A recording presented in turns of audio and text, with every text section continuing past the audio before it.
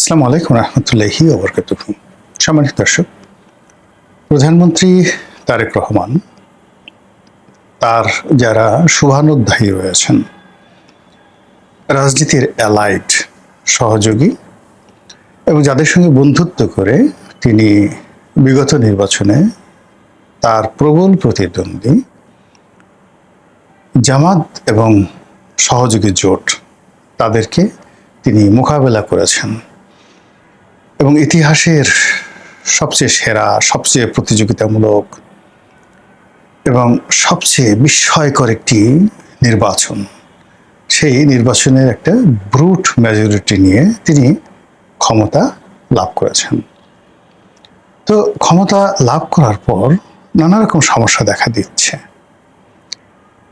প্রথম সমস্যাটা হলো 17 বছর বা 15 বছর ধরে যারা রাষ্ট্র পরিচালনা করেছেন, সেই শেখ হাসিনা। প্রতিদিন একটা না একটা যন্ত্রণা, আমি আজ আসবো, কাল আসবো, ফাঁসির মঞ্চ রেডি করো, জেলখানা রেডি করো, আবার বলে প্লেন পাঠায় দাও, আবার বলে যে আমি টুস করে ঢুকে পড়ব, আবার তাদের যারা লেসপেন্সার আছে, আওয়ামী লীগের লেসপেন্সার, তাদের মাধ্যমে নানা রকম বলি, মানে জলে স্থলে অন্তরিক্ষে। সেই লেসপেন্সার একবার বলে তাদের নেত্রী সেই বেনাপোল হয়ে আসবে, এবং বেনাপোল হয়ে যখন আসবে তখন স্বয়ং নরেন্দ্র মোদী, অমিত শাহ, তারপর মমতা ব্যানার্জি এবং বর্তমান পশ্চিমবঙ্গের মুখ্যমন্ত্রী সবাই তাকে সেই সীমান্তে নিয়ে আসবেন।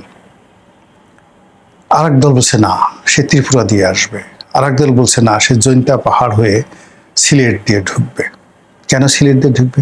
সিলেটে তারেক রহমান সাহেবের শ্বশুর বাড়ি, সেখানে লোকজন সবাই তারেক রহমান সাহেবকে দুলাভাই বলে।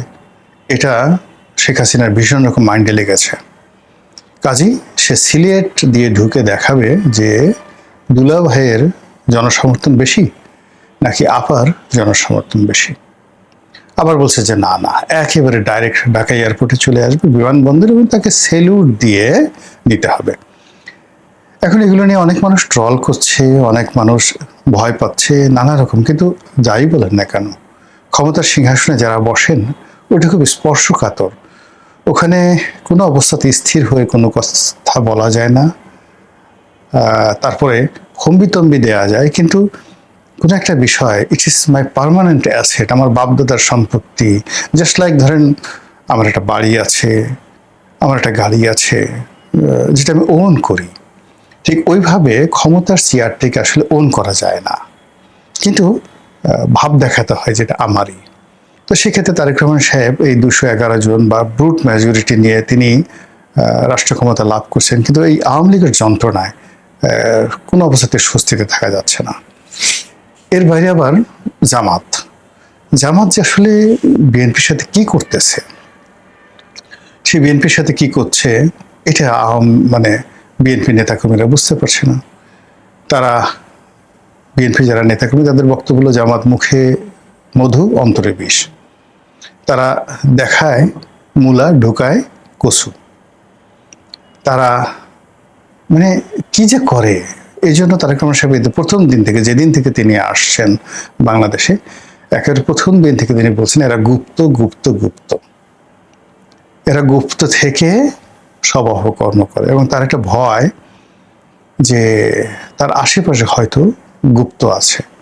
এমনকি মঞ্চের সামনে যদি কেউ স্লোগান দেয়, সে বেশি স্লোগান দিলে, বেশি লাফালাফি করলে, তারেক ভাই তারেক ভাই, দুলাভাই দুলাভাই এগুলো বললেও তার মনে হয় এর মধ্যে গুপ্ত আছে। তো এটা নিয়ে তিনি আসলে স্বস্তিতে থাকতে পারছেন না। তিনি বিএনপির সঙ্গে, জামাতের বিএনপির সঙ্গে এনসিপির একটা সম্পর্ক স্থাপন করার জন্য অনেক উদারতা দেখিয়েছেন। তিনি জামাতের আমিরের বাসায় গেছেন, নাহিদের বাসায় গেছেন, তারপরে চরমোনাই পীর সাহেবের বাসায় গেছেন কিনা বলতে পারবো না, তবে তিনি মোটামুটি সবার সঙ্গেই দেখা সাক্ষাৎ, কথাবার্তা, আদর আপ্যায়ন সবকিছু করেছেন, কিন্তু কোনো অবস্থাতে তিনি স্বস্তি পাচ্ছেন না। তো এই অবস্থায় তার কাছে মনে হলো যে যে সমস্ত দলের সঙ্গে তার আজকের দিন পর্যন্ত ভালো সম্পর্ক রয়েছে, এর মধ্যে পার্লামেন্টের বেশ কয়েকটি দল যারা তাদের দলের অস্তিত্ব বিলীন করে তার সঙ্গে যুক্ত হয়েছে। আর 3টি দল জনাব তারেক রহমান সাহেবের খুব প্রিয়। একটা হলো জোনায়েদ সাকি, তার একটা দল আছে, আমি দুঃখিত আমার দলের নামটি আমার মনে আসছে না, কিন্তু জোনায়েদ সাকিকে আমি চিনি, সবাই চিনে যেহেতু সে এখন মন্ত্রী। আর বাংলাদেশের অ্যাভারেজ অন্য সবার মতো নয়, সে অনেক লম্বা, তার মুখটা অনেক সুন্দর লম্বা, চুলগুলো মানে অসাধারণ, এবং সে যখন ঘাড় ঝাঁকি দিয়ে প্রেস ক্লাবের সামনে যেভাবে বক্তব্য দিতেন মনে হতো যে তার শরীর দিয়ে, মুখ দিয়ে, চুল দিয়ে স্ট্যালিন, মাও সেতুন বের হয়ে আসছে। তো সেই মানুষটিকে জনাব তারেক রহমান সাহেব তিনি মন্ত্রী বানিয়েছেন, এমপি বানিয়েছেন, এবং তার যে জোট সেই জোটের মধ্যে রেখেছেন। ও নাম মনে পড়েছে গণসংহতি বোধ হয়, জোনায়েদ সাকির গণসংহতি। এরপরে গণ অধিকার পরিষদ। গণ অধিকার পরিষদের দুটো পার্ট ছিল। একটা পার্ট অবশ্য এখন আর আগের মতো নেই, এখন আছে আম জনতার দল, সবাই তাকে আম তারেক বলেন, কিন্তু বেসিক্যালি তার নাম হলো তারেক রহমান। তো তারেক রহমান এখন কে যে তারেক রহমান 2 আর কে যে 1 এটা বলা যাবে না, বাট প্রধানমন্ত্রী হিসেবে তারেক রহমান সাহেব যেভাবে আলোচিত, আবার আম জনতা দলের জনাব তারেক রহমান তিনিও যথেষ্ট আলোচিত।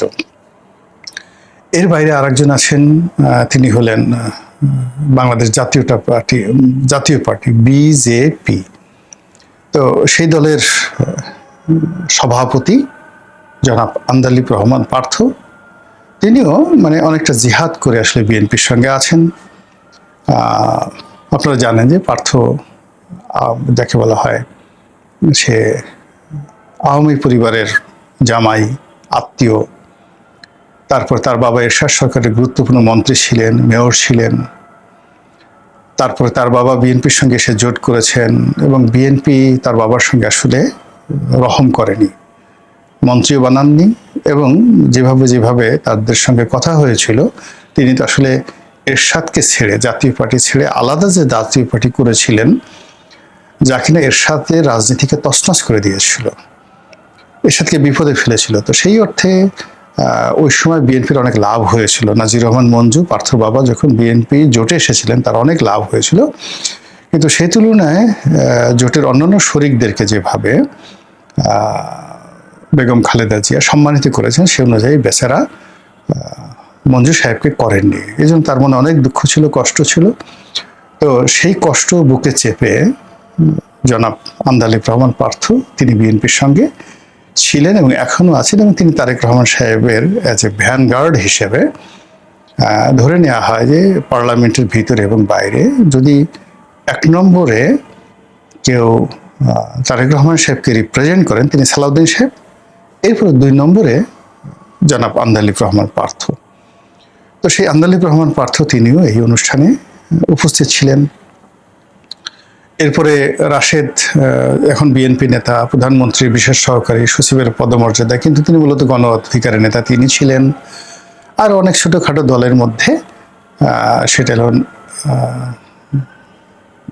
মাহমুদুর রহমান মান্নার যে দল, এই দলের নামটাও আমার এখন মনে আসছে না, কিন্তু মান্না ভাই এত ফেমাস, তার যে নাগরিক অধিকার, মানে তার নাগরিক অধিকার এই শব্দটির সাথে মাহমুদুর রহমান মান্না তিনি আসলে একটা ইনস্টিটিউশন।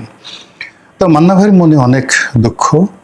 মান্না ভাই অনেক কিছু করেছেন তারেক রহমান সাহেবের জন্য, বিএনপির জন্য, বিএনপির দুঃসময়ে, যেটি বলার মতো না। এবং এটা শুরু হয়েছিল যেখানে আমারও একটা ক্রেডিট ছিল, আমি ঘটনাটা বলেই ফেলি। সেটি হলো যখন বেগম খালেদা জিয়া ছিলেন, যাকে বলা হয় তিনি একেবারে অবরুদ্ধ অবস্থায় ছিলেন এবং তার সঙ্গে কেউ দেখা করছিলেন না। তখন আমি আওয়ামী লীগ করি, কিন্তু বিএনপি সবার সঙ্গে আমার সাথে সম্পর্ক ভালো। তো সেই সময়টাতে বেগম জিয়ার পক্ষ থেকে আমাকে বলা হলো, মানে আমাকে উনি বললেন, রিকোয়েস্ট করলেন যে এই যে কোকো মারা গেলেন, তো কোকো মারা যাওয়ার পরে এখন সেখানে যদি জাতীয় যারা নেতৃবৃন্দ রয়েছেন তারা যদি 2-4 জন এসে দেখা সাক্ষাৎ তার সাথে করেন, তাহলে তার সম্মানটা বাড়ে। তো উনি বেগম জিয়া নিজে বললেন, আমি বললাম ঠিক আছে ম্যাডাম, আমি চেষ্টা করি। ওনার একটা ধারণা ছিল যে I am well connected. Well connected, আমি কাউকে কোনো কথা বললে সে কথাটা হয়তো শুনবে কেউ। তারপরে আবার তখন শিমুল বিশ্বাস সাহেবের খুব ক্ষমতা।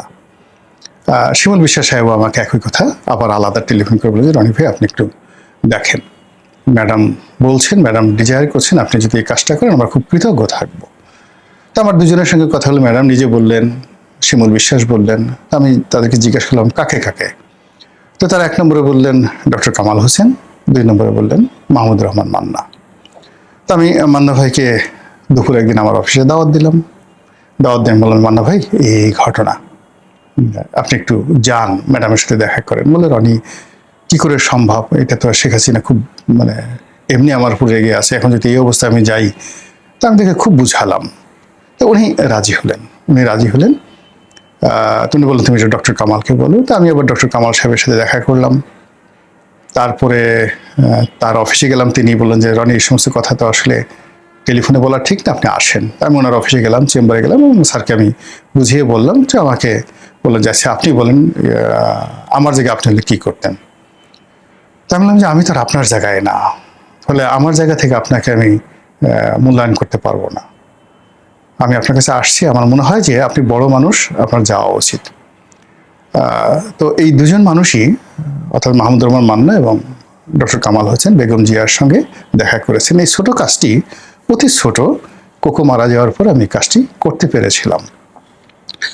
তো ওই দিন থেকে মনে হলো যে বিএনপির সঙ্গে মাহমুদুর রহমান মান্নার একটা সম্পর্ক তৈরি হয়ে গেল। এর আগ পর্যন্ত বিএনপির সঙ্গে তার কোনো সম্পর্ক ছিল না। আর আমি যে সময়টার কথা বলছি তখন পর্যন্ত আমি আওয়ামী লীগ করি, কিন্তু আমি সবার সাথে যেহেতু সম্পর্ক রক্ষা করতাম, এই সম্পর্ক রক্ষার কারণে অনেকে অনেক কথা বলতেন। তো বেগম জিয়া ঠিক ওই সময়টাতে ওই কথাগুলো বলছেন। যাক, এনিওয়ে, তো সেই মান্না ভাই বিভিন্ন সময়টাতে বিএনপির দুঃসময় বিএনপির সঙ্গে ছিলেন, পাশে ছিলেন।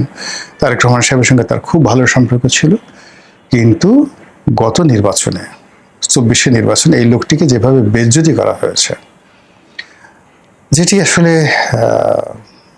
আল্লাহর আর মানে আল্লাহ বেজার হয়ে গেছেন। এই লোকটির সাথে আসলে বেইমানি করা হয়েছে এবং তার জায়গায় এই যে যেভাবে শাহ আলমকে নমিনেশন দেওয়া হয়েছে, এখন যাকে বলা হয় শাহ আলম মানে এখন যে সরকারের সবচেয়ে পাওয়ারফুল মন্ত্রী, তো তারেক রহমান সাহেবের যে সে প্রায় 6-7 বছরের ছোট, সে বলছে। তো সেই ক্ষেত্রে শাহ আলম আমার চেয়ে 6-7 বছরের ছোট হবে। দেখে মনে হয় যেন আমার বড় ভাই, কিন্তু বেসিক্যালি এখন যে এলজিআরডি মিনিস্টার শাহ আলম, তো শাহ আলমকে মনোনয়ন দেওয়া হলো, মন্ত্রী বানানো হলো এবং এটা ওই সিটটা মূলত তারেক রহমান সাহেব প্রথম থেকেই মাহমুদুর রহমান মান্না সাহেবকে দিবেন বলে কমিটমেন্ট ছিলেন। তো সেই মান্না ভাই এত অপমান, এত লাঞ্ছনা, এত গঞ্জনা করার পরেও প্রধানমন্ত্রী ডেকেছেন, যেহেতু তিনি ভদ্রলোক মানুষ, মান্না ভাই কিন্তু আসলে খুব ভদ্রলোক মানুষ, তিনি সেখানে গেছেন। যাই হোক, তো সেখানে যাওয়ার পরে তার সাক্ষাৎকার দেখলাম। যে সাক্ষাৎকার বের হওয়ার পরে তিনি বলছেন যে কেন ডাকা হলো, কি জন্য ডাকা হলো, কি হলো বুঝলাম না। তো আমি বুঝলাম না এখানে কেন আমাদেরকে ডাকা হয়েছে। 2-1 জন কথা বললো, নিজেদের অভাব অভিযোগের কথা বললো, প্রধানমন্ত্রী সবার সাথে হ্যান্ডশেক করলো। এই মিটিং কেন হলো, কি হলো, আমি কিছু বুঝতে পারিনি। অন্যদিকে আমরা যে জিনিসটা দেখলাম, প্রধানমন্ত্রী টেবিলে টেবিলে গিয়ে সবার সঙ্গে হ্যান্ডশেক করলেন, 2-1 জনের সঙ্গে কোলাকুলি করলেন, কারোর সঙ্গে অর্ধেক কোলাকুলি করলেন, কারোর সঙ্গে আন্তরিকতা নিয়ে কোলাকুলি করলেন। তো এর মধ্যে শুধুমাত্র দেখলাম যে রাশেদ, এই যে নতুন যাকে তিনি তার সচিব হিসেবে নিয়োগ দিয়েছেন, রাশেদকে তিনি কোলাকুলি করে অন্তত পক্ষে 5 থেকে 6 সেকেন্ড বুকের সাথে জড়িয়ে ধরেছেন। এর মধ্যে আরো 4-5 জন ওই দৃশ্য দেখে দৌড়ে আসলো, 32টা দাঁত বের করে প্রধানমন্ত্রীর সাথে হ্যান্ডশেক করে কোলাকুলি করার জন্য বুক এগিয়ে দিল। এতে প্রধানমন্ত্রী ঝাঁকে দিয়ে হাতটা সরিয়ে দিলেন যে নো কোলাকুলি, নো মোর কোলাকুলি। এবং এর মধ্যে অনেক যাকে বলা হয় স্টার প্রকৃতির লোকজনও আছে, যারা এই কোলাকুলি তারা করতে পারলো না, অথচ তাদের ইচ্ছা ছিল যে প্রধানমন্ত্রী তাদের সঙ্গে একটু কোলাকুলি করবেন। তো এই লোকগুলো কোট পরে আসছে, টাই পরে আসছে, ক্রিম মেখে আসছে, চুলে জেল দিয়ে আসছে, কিন্তু প্রধানমন্ত্রীর সঙ্গে কোলাকুলি না করার কারণে সারা রাত তারা হয়তো ঘুমাতে পারেনি। তো এইভাবে অনুষ্ঠান শেষ হলো। শেষ হওয়ার পরে অনুষ্ঠানের যে মেনু, সেই মেনু নিয়েও কথাবার্তা হলে সবাই বললো যে না, এখানে সেই 150 টাকার খাবার খাইয়েছে, দেখো আমাদের প্রধানমন্ত্রী কত কত ভালো। এখন আমাদের যে প্রশ্ন সেটা হলো, কেন এই বৈঠকটা হলো, এটা রিজনটা কি? আওয়ামী লীগের যারা লেসপেন্সার রয়েছে তাদের বক্তব্য হলো যে আওয়ামী লীগের ভয়ে, শেখ হাসিনার ভয়ে মূলত এই ধরনের অনুষ্ঠান করা হয়েছে। এখন আওয়ামী লীগের মতো সংগঠন, তাদের সাথে আসলে ফাইটটা করতে হবে বিএনপিকেই, এমনকি এই ফাইটে জামাতকেও তারা কাছে পাবে না। আর সেখানে গণ অধিকার, আমজনতা, তারপরে গণসংহতি, নাগরিক অধিকার, মানে তাদের এক একজনকে যদি বলা হয় 50 জন করে লোক নিয়ে আসেন, তাদের জন্য আসলে খুব কষ্ট হবে।